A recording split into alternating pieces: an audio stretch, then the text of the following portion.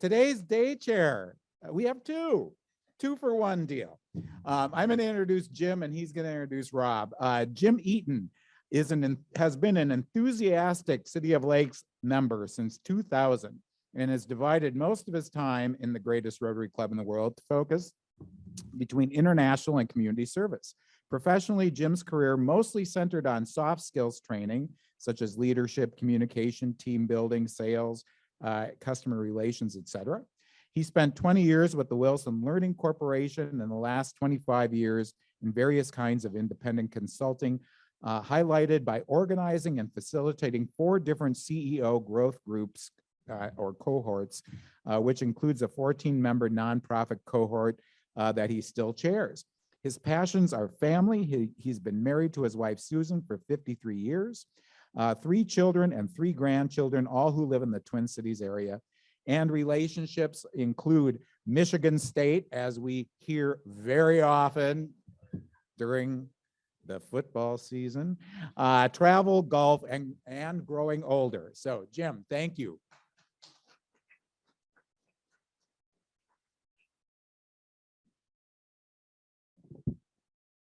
I asked to, I don't like standing behind a podium.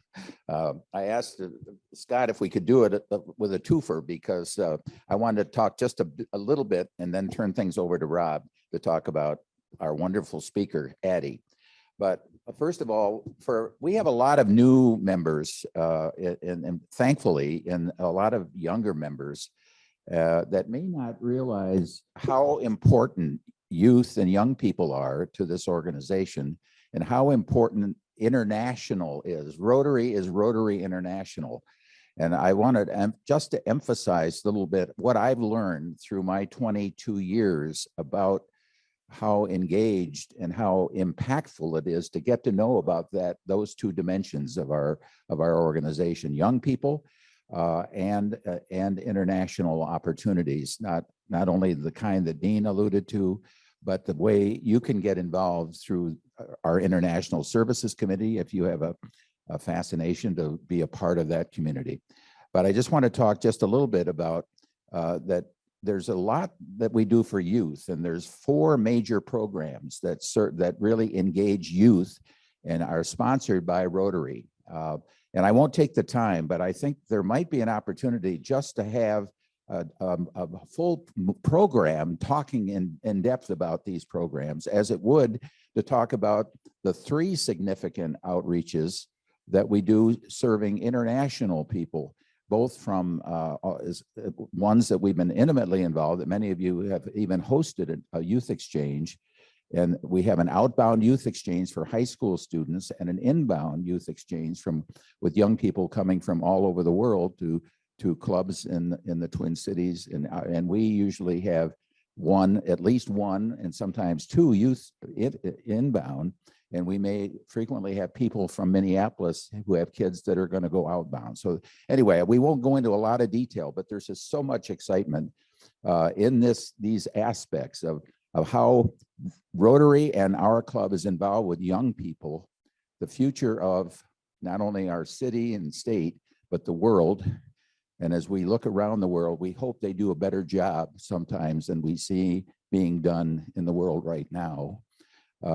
And Rotary is a leading resource for that, as they are engaging people like you. We just met this morning with Eileen and her daughter, and of course, Addy. And I'm also going to mention Tom Bird, who is another graduate of a Rotary International program, a global grant that I think a lot of you know about. Maybe sometime in the next year, we should have you as our speaker to talk intimately about your experience so far in your life. So with that, I'm going to turn now to introducing Rob. As a member of the International Services Committee, I've gotten to know Rob Scarlett, and I would encourage you to get to know Rob. I thought I knew a lot about him until I asked him to tell me a little bit more for my introduction. If there's anybody in this room that has a DNA that's attached to international and an international orientation, it's Rob. First of all, although he was born in Philadelphia and spent his first 2 years. His dad was a 3M'er, right? And traveled all over the world. And at age 2, he moved initially to Germany.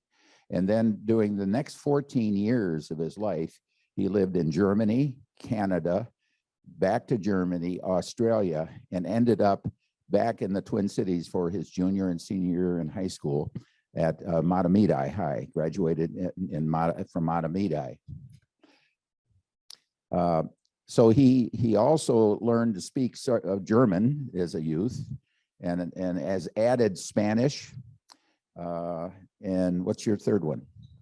Portuguese, of course. So he's multilingual. For those of us, I can say "Yo hablo inglés." That's my Spanish, which is, do you speak English?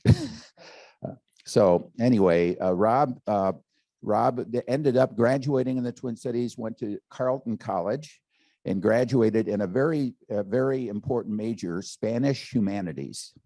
And he kids and said, no one would thought, what are you going to do with that? But he's proved you can. I could say a lot more about Rob, but let me just read one thing which has been linked to everything he's done in his professional life. Rob has devoted his career to helping small to mid-sized growing businesses meet the challenges they face as they enter or expand in global markets. So everything he's done in his 40+ years of professional work has been oriented toward helping American mostly small businesses learn what they have to do to compete and sell and market to companies and organizations and countries all over the world. He speaks 3 languages, 4 counting English. He's married to Sibylla, a German national.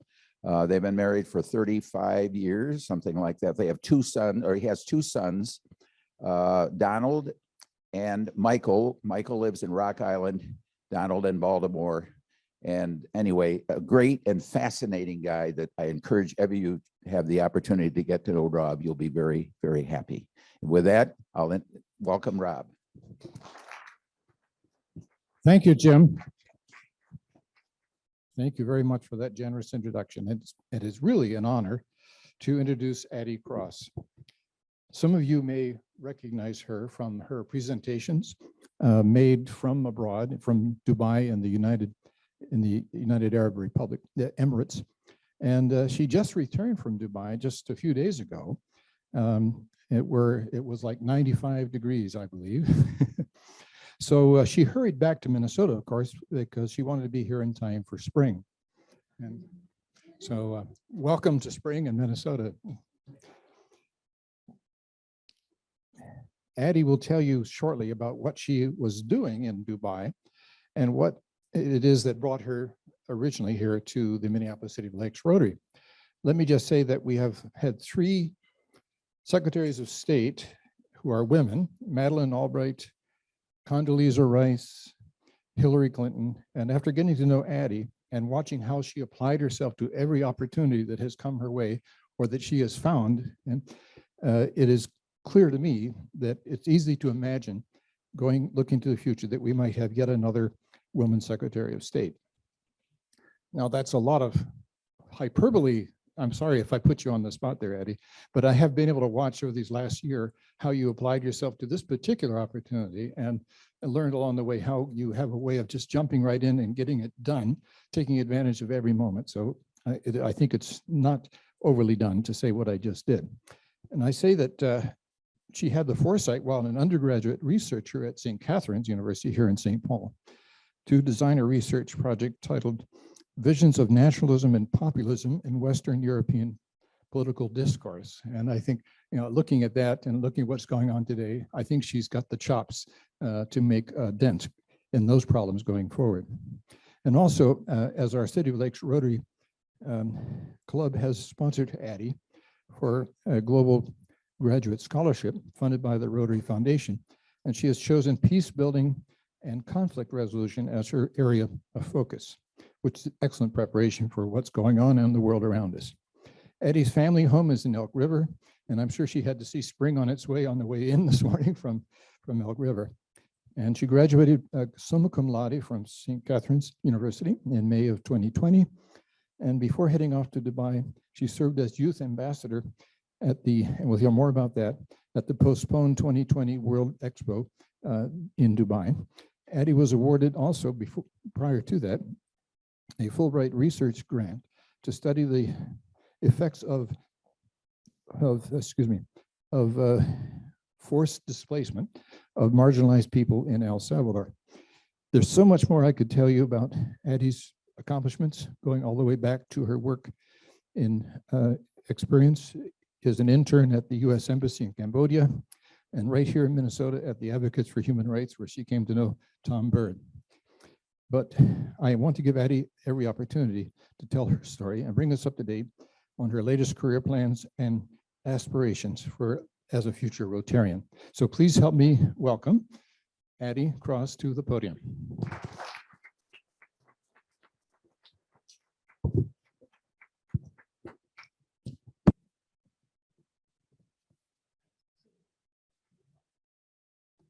Good morning, everyone. I'm so happy to be here. I'm happy to be here in person, and I'm happy to be here in Minnesota, even though it's raining and cold.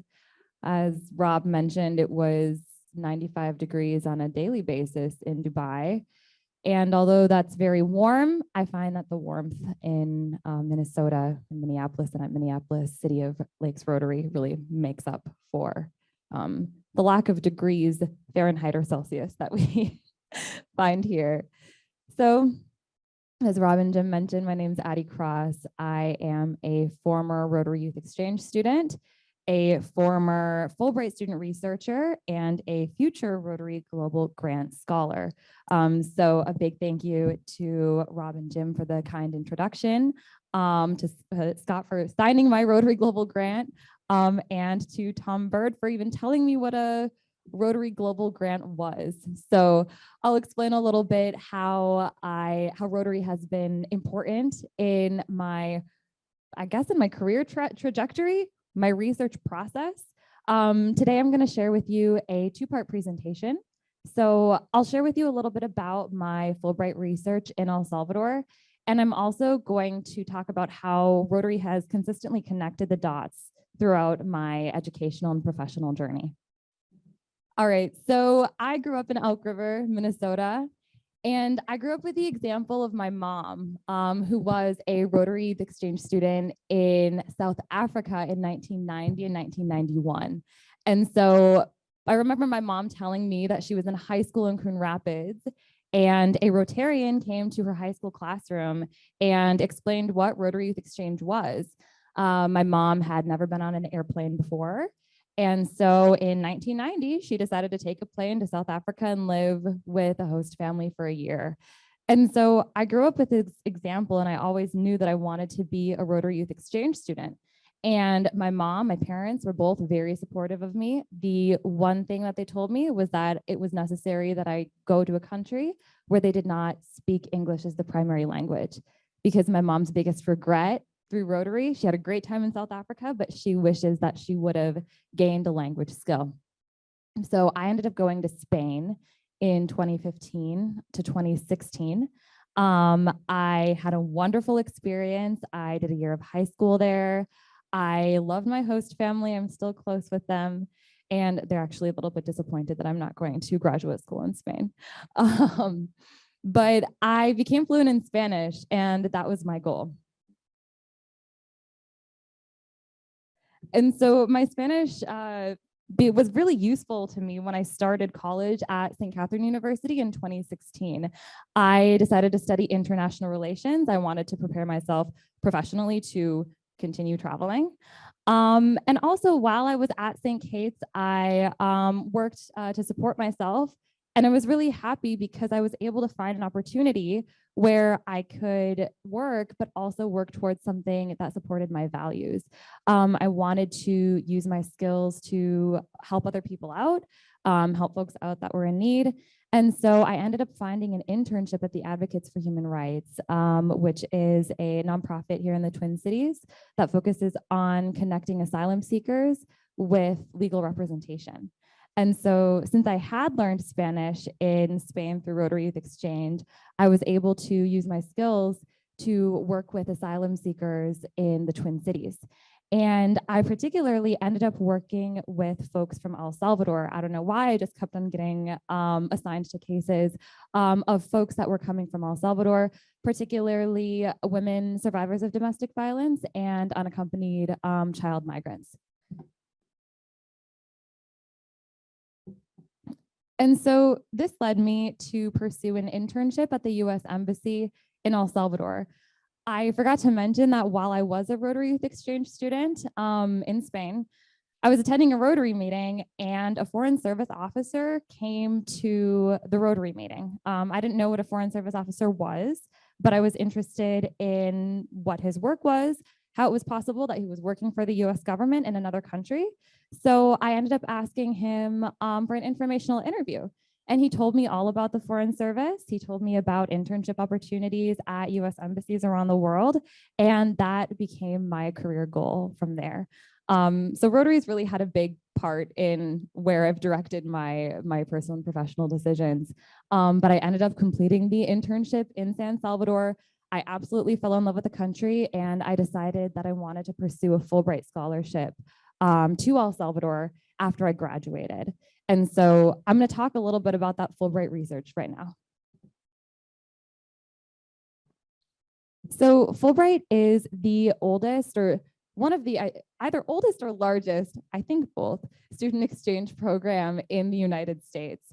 Through this program, students can choose to complete a variety of projects internationally. It provides usually about a year of funding for students to go to another country and realize projects such as the research that I decided to do in El Salvador.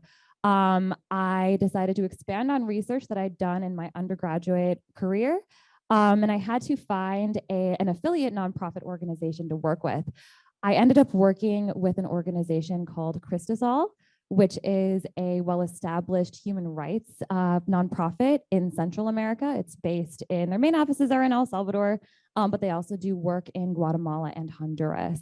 And this organization was perfect because they work specifically with displaced populations. And so displaced populations or forcibly displaced populations are people who have had to make the decision to leave their homes against their will because of conditions in their home communities. And so Christosol focuses very specifically on forcibly displaced populations that are internally displaced. So internally displaced persons living in other communities other than their community of origin in El Salvador. But I was able to expand the research a little bit to focus on displaced populations from a US perspective. So folks that had been displaced from El Salvador to the United States. And I'll talk about that a little bit. But for Fulbright, you have to propose a project. So me in my undergraduate career at St. Catherine University, I thought that I wanted to study the community level impacts of aid, so bilateral aid transfers on migration in El Salvador. So to figure out whether contributions by the US government and other governments impacted flows of migration to the United States and other countries. However, as soon as I arrived in El Salvador, I learned how important it is to adapt your research to local needs. And this is something that I really hope to carry with me throughout my academic and professional career. So instead of researching the community level impacts of aid on migration in El Salvador, I actually ended up doing a lot of other stuff, way more than I expected. Honestly, I felt like they gave me too much responsibility. But I ended up working on reporting on human rights issues related to migration and forcibly displaced populations, specifically in the context of COVID-19. I got to host focus groups on the rise of authoritarianism in El Salvador. I was in the country at a very interesting political moment and able to report on this. I was able to present to USAID on determinants of migration for LGBT populations and for women who were forcibly displaced due to issues related to gender-based violence. This also reflected back on some of the work that I'd done at the Advocates for Human Rights in College. I was able to serve in a consulting role at the US Embassy on impact evaluation for some of their projects. And then I was also able to co-draft an article on an anti-corruption, on a multilateral anti-corruption mission that had recently been dissolved by the executive branch. Kind of a mouthful. I'm not going to share with you about all of that today, but I will be sharing with you briefly about an article that I was able to co-author while in El Salvador. This was published by Cristosal, my affiliate nonprofit. And so the article was published in Spanish and English. This was one of the first research documents produced relating to human rights conditions for migrants during the COVID-19 pandemic. This research was done in early 2021, obviously the pandemic occurring and kind of beginning in 2020. So the article that I'm going to share with you, just some brief excerpts, is on common human rights vulnerabilities identified in interviews with people returned to El Salvador during the COVID-19 pandemic. I promise that the title sounds better in Spanish.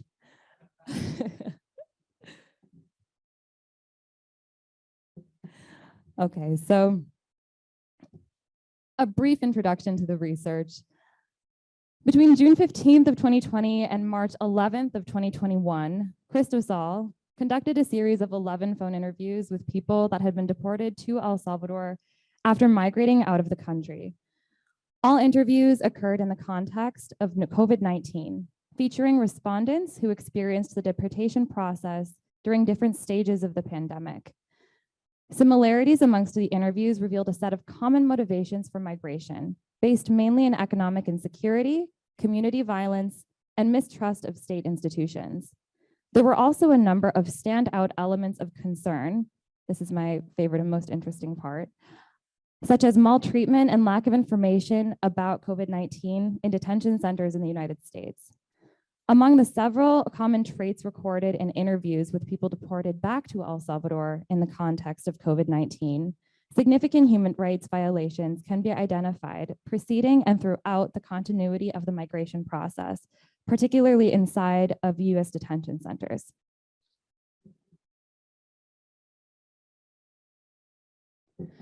Okay, so I'm just going to really briefly go over the methods of this research. So this was a completely collaborative project. Most of the data collection actually occurred before I arrived in El Salvador. Some of it was occurring while I was there and I was supporting. But my role was mainly to work on the synthesis and analysis of the information and the data analysis, which is really my favorite part. So I was able to systematize the interviews that we collected and identify common traits, using a lot of highlighting and Excel, and then doing a general data analysis of the common traits that we identified in order to produce this document that was published. There were quite a few limitations with our research. We had a really small sample size of Salvadoran respondents. In general, the traits identified throughout this article were gathered from a series of about 75 interviews that were collected in Guatemala, Honduras, and El Salvador. But in particular, the sample size of Salvadoran migrants was rather small, but I was assigned to work on this document related to the migrants from El Salvador. The audio quality of the interviews that we'd collected was also sometimes kind of low. So this was a significant limitation because it was difficult to sometimes understand the entirety of the interviews and to transcribe them accurately. And then there was also a limitation in lack of trust amongst interview participants.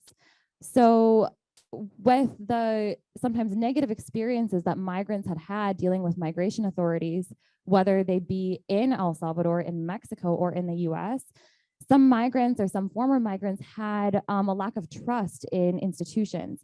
And so sometimes they would be hesitant to share information with my nonprofit, although the nonprofit had nothing to do with the state migration infrastructure.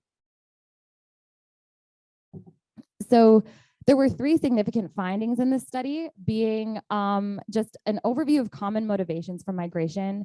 This knowledge that we gained wasn't breakthrough. These were things that we really already knew based on the literature. But there were two rather standout things that we discovered. being the series of human rights violations that occurred or that were experienced by our interviewees in Mexico during the trajectory of their migration process from El Salvador north. And then also the maltreatment that they experienced in US custody, specifically in the COVID-19 context. So I'm just going to review very quickly some of the common motivations for migration. And one of the ways that we structured this article was to pull quotes of interviewees to share their experiences. So I'm just going to share a few of those. So economic insecurity emerged as a primary motivation for migration in 7 of the 11 interviews. When asked why they chose to migrate from El Salvador, one participant shared, basically, I was looking for a better economic life to get by and to provide for my family. This was a male participant of 31 years. Another interviewee described repeated efforts to improve their economic situation in El Salvador through employment, but decided to migrate after 4 years of trying. They said, before migrating, I had turned in more than 50 resumes, and no one ever called me to interview. I was never even called for a preliminary interview, nothing. This was a male participant of 47 years. So insecurity or violence was another standout motivator for migration. 2 interviewees shared that they migrated due to the murder of a family member. This experience, compounded with mistrust in the justice system, leaves little recourse for victims of violence or insecurity in El Salvador. So as I highlighted here, mistrust and lack of capacity in state institutions is another standout issue. Interviewees exhibited mistrust in state institutions for a variety of reasons, particularly corruption, fear that assailants would find out about victim reporting, and lack of state capacity. When one interviewee was asked whether they reported violence to the police, they shared their insecurities very directly. See, no, because to tell you the truth, I was scared to go to the authorities because I felt that they weren't acting how they should. So we decided to look for a solution on our own and not turn to the police because I felt like they weren't going to solve anything. This was a male participant of 31. Interviewees highlighted the risk that state authorities would sell them out for reporting crimes. When asked whether or not they reported a crime, one interviewee said, no, because we're in this place, you know, that the problem is that you can't report because the authorities will give you away. They notify them who it was, how it was, and so on. Then you're putting yourself at risk and your family too. So with the combination of lack of capacity and trust in state institutions in El Salvador, they serve as motivating factors for migration because alternatives for justice and protection are almost non-existent. So one of the, I would say, discoveries of this investigation, this was a known factor, but lacks research and investment, is work on the human rights violations that can occur by migration authorities in Mexico. And this is something that is important from a US perspective, because the United States has invested in Mexico's migration infrastructure and migration control, because the US has an incentive to help to regularize irregular migration from Central America. So with the investment that the US has made in these infrastructures, it's really important to know that sometimes human rights violations are occurring. So interviewees reported suffering hardships in Mexico.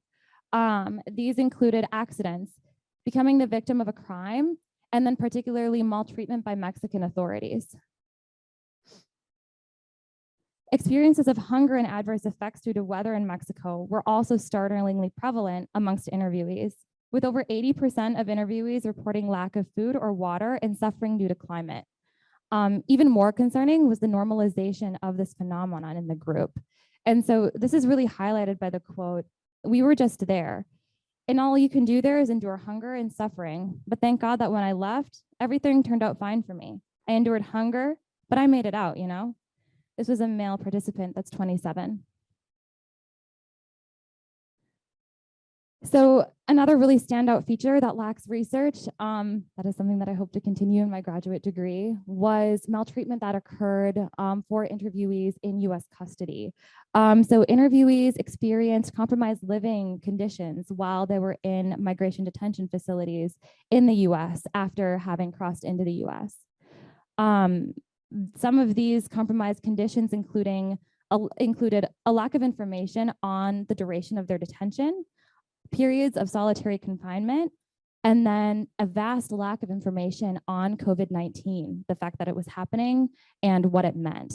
And so a lot of this we recognized in the interviewees had to do with lack of language capacity in detention centers in the US. And so some interviewees expressed their confusion, sharing that one interviewee experiencing symptoms of COVID, but not really knowing what was going on and not being informed by immigration detention centers that there was a pandemic. They shared, I was already dying of cold because of the fever that I had. I was cold like you can't imagine. And not only me, but my cellmate too. We felt horribly sick, throwing up, and our heads hurt. This same interviewee continued saying no when asked whether or not they knew that they were experiencing COVID. They said, no, we knew nothing. We didn't know anything because the guards came and took care of us and they didn't have face coverings. We didn't know anything about that. So with the frequency of concerning human rights abuses that we identified in interviews collected with individuals that have been deported back to El Salvador from the United States during the COVID-19 pandemic, we highlighted the need for urgent state and multilateral intervention. So some of these interventions are suggested: domestic and international investment in economic and community security measures in El Salvador, especially through the strengthening of state institutions. Another was in-depth investigation and intervention regarding human rights abuses experienced by migrants in Mexico. In addition, in-depth investigation and intervention regarding human rights abuses experienced by migrants in US detention centers. And then in the context of COVID, established protocols for biosecurity measures and the dissemination of information on global crises in US detention centers. So how does this tie back to Rotary? So as I mentioned at the top of the presentation, and as Rob and Jim mentioned, I'm the recipient of the Rotary Global Grant Scholarship to complete my master's degree starting in September. So I'll be completing my master's degree in social anthropology at the University of St. Andrews in Scotland. And I chose this program because as I was completing the research that I just presented to you in El Salvador, I recognized that I lacked some research skills that I really wanted to develop. And so I identified that the University of St. Andrews, and specifically the Department of Social Anthropology, has multiple centers where I'll be able to fine-tune these research skills and continue on the things that I was just presenting on. As you know, the more you research, the more questions you have. So I've decided to really focus on two of the points that I learned about during my research in El Salvador for my master's degree. And probably I'll end up focusing on more. So these 2 points are about the strengthening of state institutions to provide support for individuals at risk of displacement. And I want to focus on this from a particularly gendered perspective. I did a lot of other work in El Salvador focused on gender. I could give you a whole other presentation on that. But I really want to combine the research that I've just presented to you with a much more gendered focus. And then secondarily, I'd like to research more into the experiences of Central American migrants in Mexico to figure out what type of migration infrastructure the US is investing in and how it's impacting the folks that actually experience it. So thank you so much for listening to my presentation, and I'm very happy to take questions. We have time for a couple of questions. Okay.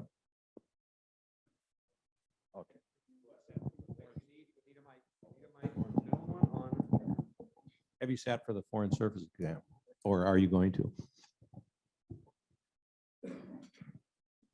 So I passed the Foreign Service exam while I was in San Salvador last June, and I'm flying to DC in 6 days to take the Foreign Service oral assessment.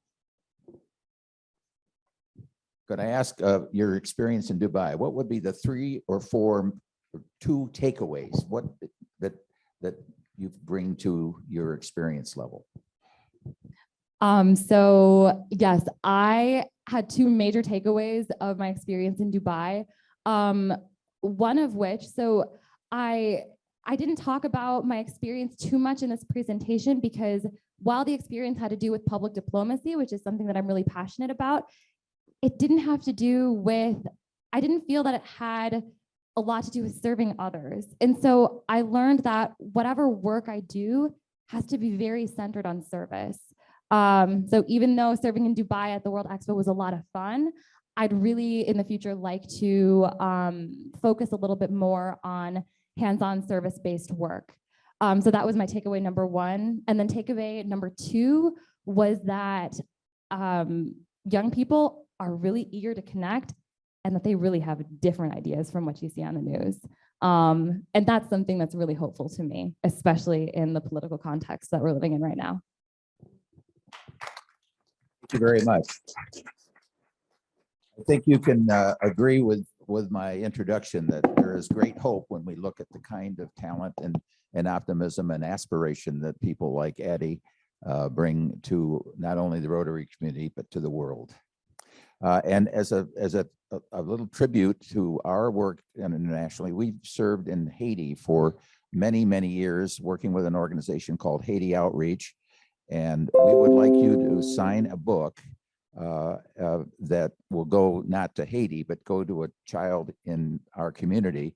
But inside here, you will also find a bookmark that was made by a young person in Haiti. If it isn't there, there it is. Okay. So thank you again very much for not only being here today, but we'll be looking forward to following your life as you go forward, beginning in St. Andrews. And I have to admit, a plug, I'm going to be in St. Andrews. Another dream of mine is to go to the Open, and I'm going to be in St. Andrews in July. So I'm hoping to see you. I've got to learn to golf. Thanks. Very good. Thank you. Thank you both so much. Addy, how impressive. This is like 2 of our Rotary mottos for the last 2 years. Rotary opens doors, Rotary makes connections. You exemplify both those things, Addy. So great to have you here today. Thank you, everyone. Anna Coskren, thank you for doing Happy Bugs. Anna Persicari, thank you for the reflection today. Jim and Rob, thank you for being our day chair. What a great team we had here with Jim and Greg and Brock doing our audio visual today. Thank you all for being here today. One thing I'll put in a plug, sign up for a duty. Let's make this work so that we don't have to assign duties. Sign up for a duty. I sent around the link to you all via email. So hopefully you will sign up so we don't have to assign you a duty. All right. Have a great Rotary week, everybody.